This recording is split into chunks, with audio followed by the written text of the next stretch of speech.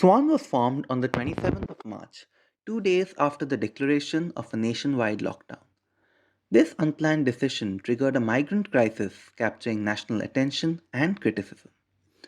SWAN operated through zonal helplines by connecting workers to organizations and government helplines. We interacted with around 44,000 workers across the country, and for those in dire need for cash, we cumulatively transferred more than Rs 90 lakhs directly to the workers' accounts. In the process, each of the volunteers' phones transformed as helplines with unceasing, desperate calls from workers. They faced problems ranging from access to basic ration to being left with little access to healthcare.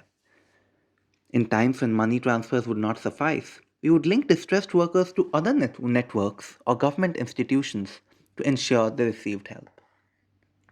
Workers would call from different states, and SWAN found volunteers proficient in multiple languages such as Kannada, Telugu, and Bengali, amongst others, allocating volunteers region wise based on the density of calls by language.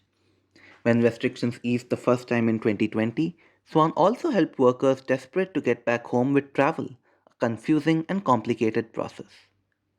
While being involved in humanitarian work, SWAN volunteers engaged with writing about the crisis in the media, providing real time data for advocacy, engaging with the government in trying to improve processes, releasing regular press releases and reports, and organizing press conferences led by workers themselves to highlight the extent of the crisis and urging for specific actions.